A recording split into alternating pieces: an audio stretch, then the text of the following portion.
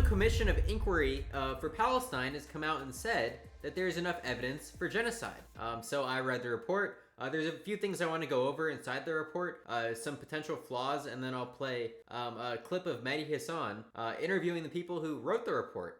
Overall, I think I disagree with it, not because there's not a plausible case for genocide, but because I don't think it meets the criteria that they set themselves. But I'll explain what I mean by that. Let's start with the most important part, Dolus Specialis. We all know Israel has technically met at least 4 of the genocide statutes, right? If you take them in their raw text, but Dolus Specialis is what makes genocide different. So what you have to prove here is different depending on who you're prosecuting. Now, what I've said in the past is that genocide has occurred in the Gaza Strip. I just don't think it's occurred on a state top-down level. And this is what this legal framework talks about right here. You have to prove state responsibility based on an evidence that is fully conclusive standard, as opposed to a beyond a reasonable doubt standard. So we can't just say the preponderance of the evidence points to this general direction. We can't come up with a better explanation. Therefore, we're going to say it's genocide. That is not an acceptable way to go about proving genocide. But that's to be honest, that's what this report does. It doesn't make many very good concrete arguments that involve human intelligence, signal intelligence, to prove a claim with high confidence. Think about reports from the intelligence community. You have to have high quality sources. You have to have multiple of them. You cannot simply rely on circumstances unless they are really striking, like in Russian interference in the 2016 elections. The circumstances were very striking, and you could have just used those to convict Russia of interference. Now, let's move to how you prove any of this. This is also very relevant. You can do it through direct evidence of statements that incite an intent to destroy the protected group, or you can do it through what I just talked about, circumstantial evidence, which is taking into account the totality of the evidence by inference through the examination of the pattern of conduct. You get the idea. It is taking a pattern of conduct. Now, one very important thing about this, we go down to Bosnia versus Serbia, and the ICJ is very clear. For a pattern of conduct to be accepted as evidence of a specific intent to destroy the group in whole or part, it would have to be such that the pattern of conduct could only point to the existence of such intent. This is the most important line in the whole report. It could only point to the existence of such intent. So when we watch in a few minutes, the people on Dateo talk about specific things that they've witnessed in Gaza, specific stories that they've heard in the past 2 years, you have to think, is the only thing I can take away from this that there was genocidal intent, that this had nothing to do with Hamas, nothing to do with anything but destroying the Palestinians as an ethnic group, reducing their population count in the Gaza Strip. Right? You'd have to be saying there is a top-down, state-authorized program to depopulate the Gaza Strip through murder, or one of the statutes, genocide, is transferring children, which is what Putin has chosen, right? Now, this Bosnia-Serbia case is very relevant because Bosnia, the Bosnia War, Milosevic's war there killed many hundreds of thousands of people, but only 8,000 of those deaths ended up being recorded as genocide in Srebrenica.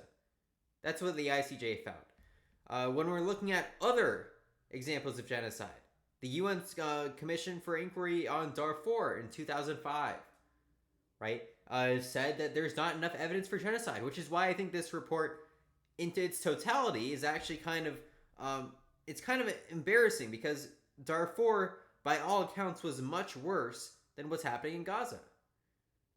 In Darfur, they burned entire communities to the ground, tied people's hands behind their back systematically, and executed them. Why wasn't it genocide? Because there was no evidence that the circumstances could say genocide's the only explanation here. There were other explanations, right? If you are executing a whole town of civilians, the defendants can say, well, there was a 1% chance that they were going to be insurrectionists. Remember, Darfur was kind of a anti-insurrection, anti-counterinsurgency type movement that had aspects of genocide. Arguably, it was a genocide. But I'm saying there was other intents at play, right? You could say they murdered this whole town because they were worried about insurgency. That is a different thing from they murdered this whole town because they wanted to depopulate a specific ethnicity. Same crime, equally as bad. It's just genocide's a bit different. And that's the whole problem with using it as if it's the worst thing that can happen, right? No, it's just another flavor of horrible things that can happen, right? I've explained that in the past, right? Genocides can be much less deadly than other crimes, other war crimes, like using starvation as a weapon of war, that we somehow as a society have decided are lesser. Let's see here. So let's go through some of these statements, because remember, 1 was statements, 2 was totality of the evidence and circumstances that could, per the ICJ, only point to genocidal intent. Statements calling on Israel to exact vengeance against Hamas were made as early as 7 October 2023. Netanyahu vowed to inflict mighty vengeance on all of the places which Hamas is deployed, hiding, and operating in. That wicked city, we will turn them into rubble. I say to residents of Gaza, leave now, because we will operate forcefully everywhere. This is part of their evidence for genocide. Is a leader, which I am no fan of, telling people to evacuate in places where their military is going to operate. Right? Is this the best they could do? Like, no reasonable person is looking at this and saying that's genocidal intent. You know what I think is genocide? Putin rolling into Mariupol, trapping everyone in there, giving them no warning, starving them until they capture the city. When did Putin say anything like this? Never. Putin's also done much worse things, different things that I'm not going to go into. Yoav Golan announced a complete siege on Gaza, claiming that Israel was fighting human animals and must act accordingly. There's nothing wrong with those quotes. If he's referring to Hamas, then all good. That's not genocide. Gaza won't return to what it was before. There will be no Hamas. We will eliminate everything. If it doesn't take one day, it will take a week. It will take whatever. All right, that's very standard. I'm waiting for the evidence of genocide. Right? This is what they're relying on for special intent, because they know that their circumstantial evidence is very weak. You cannot say Israel killed this building and I know for sure, I have the military intelligence that they knew for sure there was no military advantage to doing this and that it wasn't a mistake. There are 2 explanations besides genocide for all of the strikes you see on Al Jazeera. There are 2 other explanations. Now would be a good time to say that I think that this war is a disaster. This is just like fun for me to go through this report. There's nothing good about it. At least 63,000 people have died. 10,000 below the age of 10 or below. Of course, and everything that went on in the West Bank, indefensible. All the things that Knesset has voted on. Effectively annexing the West Bank, revitalizing for the first time since 1967 civil land registry. It's indefensible. But I just want to make sure that we're using the right words, especially when we're comparing it to Serbia and to Darfur. I think we should be accurate. This doesn't change anything about the human experience in Gaza. It's still starvation, right? It's just what word do we use to describe it. So it's really a meaningless debate, to be honest. But let's go through a few more of these.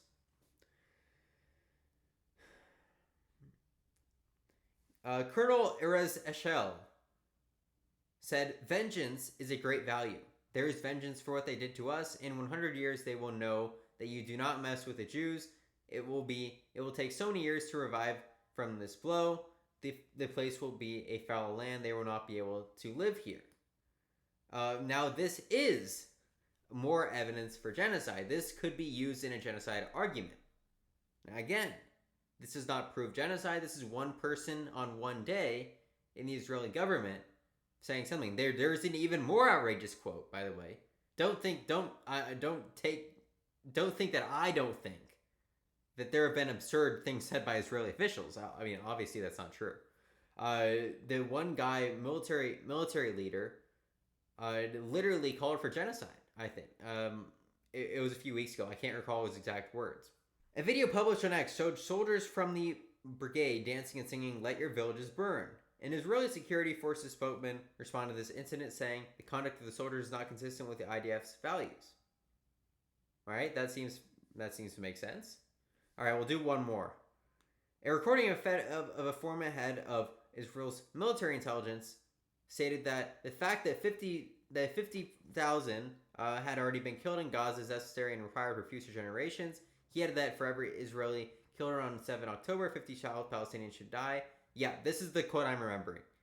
Palestinians need a Nakba every generation, or whatever he means by that. This is pretty genocidal right here.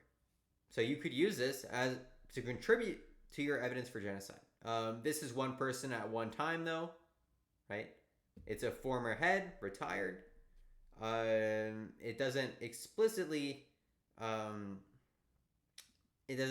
mention Hamas. That's very important if you're arguing genocide. But I would say 20% of Israel's government is genocidal. But it's going to take more than that to really move the needle on a top-down state policy that is going to depopulate the Gaza Strip in a systematic way, an intentional way that cannot have any other explanation. All right, I feel like I steel-manned that pretty well. Then they go into patterns of conduct, of course. I won't spend very long here. We all know, yep, they mentioned the recent figure, 83% of those killed in Gaza were civilians. This is a decent ratio. It is 1 to 4. What does that mean? It means that one militant was killed per every 4.1, 4.2 civilians. When you think about the fact that, one in 100 people in Gaza are Hamas, it makes you look at that a bit differently. How did Israel, through what mechanisms, are they reducing the civilian kill ratio down to 1 to 4 when if they just dropped a nuke on the place, it would be 1 to 100? Like, what is in between 4 and 100 that made them do that? Nothing in between 4 and 100 is genocidal intent. That in their military occupations that are actively considering Hamas. And as soon as you admit that Israel is considering Hamas in every strike, no matter if they're wrong, no matter if they want to kill 100 civilians per militant, no matter if anything else is true, it cannot be genocide. Because you already have a reasonable explanation for that strike that isn't genocide. All right, let's watch this detail. Mehdi Hassan. I have a few specifics to ask about, but before I get to my specifics, I just wonder for you two personally, as people who have worked on this issue, but human rights issues around the world, what stood out to you most? What would you flag in this report for people to look at that really shocked you both as you were finalizing this report? Well, many things shocked me, but since you want me to zero in on one, like for the treatment of children, the amputation without anesthetic, I can't live with that. That will haunt me forever. But it's when I came to the deliberate shooting of the single standing building where the fertility clinic was and the embryos, and why would they go for that? What has that got to do with defense and looking for Hamas?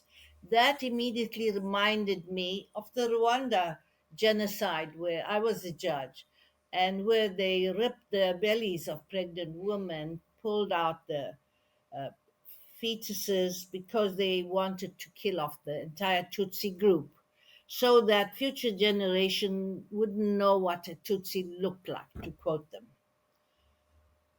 that stood out. You think you can draw that analogy? You would draw that analogy because people get very upset when you draw that analogy. But you obviously are someone who knows about Rwanda more than the average person. You were on the tribunal. The Guardian and 972 magazine recently got hold of a leaked Israeli military intelligence database, which you reference in the report. 83% of people killed in Gaza, according to Israeli military intelligence, were civilians, right? Not combatants. This is according to the Israeli military intelligence themselves. And when the Guardian totted that death rate, that civilian death rate, you have to go back to the 1990s, according to the Guardian numbers, to find a death rate worse than 83%, and that is Rwanda. So would you, as a UN commissioner, draw a link between the Rwanda genocide and the Gaza genocide? I wouldn't say one is worse than the other. Not for the victims, it isn't. It's their personal suffering. Things there. So, first of all, not being able to admit the Rwandan genocide is worse than whatever's happening in Gaza is silly. She's out of her mind. Like, what are you talking about? You were on the tribunal. You know that there were radio broadcasts throughout all of their society telling Hutus to kill Tutsis. And as she's mentioned, they literally, in a systematic fashion, ripped the fetuses out of women's bodies, right? This is not, 800,000 of them died, at least. This is not even close. The government shipped in weapons from China to arm the Hutu extremists to literally systematically, in a state-sanctioned message, state-sanctioned policy, top down, kill as many Tutsis as they could possibly do. There's so much more evidence there for genocide than Gaza. But let's talk about the 83%. Mehdi Hassan, I don't know where he gets his figures, but pretty much it's not hard to find wars with a higher than 83% death ratio. First and second Chechen wars had ratios higher than that. There are many wars, like look at World War II, obviously much, much higher. Syrian Civil War, Libyan Civil War. It's just not even close. If you look at the militant to civilian ratio in the population, that is your metric for if you are actually engaging in distinction. Israel has dropped the equivalent of 8 Hiroshima nuclear bombs on the Gaza Strip. The fact that only a few percentage points of the population has died is it points to the fact that it doesn't point to anything good. The fact that they've dropped that many bombs on the Gaza is horrible. It's super regressive for the conflict. Obviously this is not what this video is not about that. But it does show that they've done some distinction. When we talk about routes being used as death traps, again, you cannot just say that. You need intelligence to back that up with high confidence. And genocide is different than a high confidence intelligence report. It's about the evidence can only point to this. For the embryos, the evidence does not only point to that. The IDF could have blown up all those 4,000 embryos that they did around early 2024 time period, right? They blew up a building. Nothing was going on in that building. 4,000 embryos gone. We have a few explanations for that. We could say they wanted to take down the building because they did not want it to be used in the future for Hamas militants. Right? That could be an explanation. You could say that they thought it was being used by Hamas militants, but they had poor intelligence. That's another explanation. You can say that an IDF commander did not properly respect the chain of command, went out of line, and ordered their strike beyond his authority. Or that a pilot made a mistake. That is another explanation. And then we get to the fifth explanation. I can come up with more if I wanted to. That it was genocide, and they were specifically striking this facility to prevent more births of Palestinians. This is probably, not only is it not the only thing we can point to if we're doing the evidence that is fully conclusive standard, it is the last thing I would point to. All right. I think that's good enough. But it does seem like the definition, here's where I might go wrong. This is where I could possibly be wrong. The definition of genocide, as it is colloquially understood, might be changing. just like the definition of women changes, right? Over time. Language is how we use it.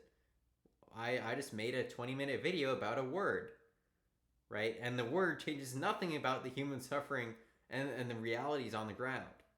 And I fully acknowledge that that is not a fully ethical thing to do with my time. But it's still relevant because people just use this word incessantly.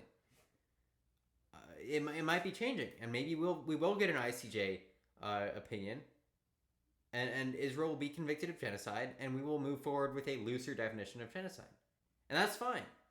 I'm just comparing it to Bosnia, Rwanda, the Holocaust, Darfur, the Kurdish genocide in Iraq in 1988, the Anfal campaign.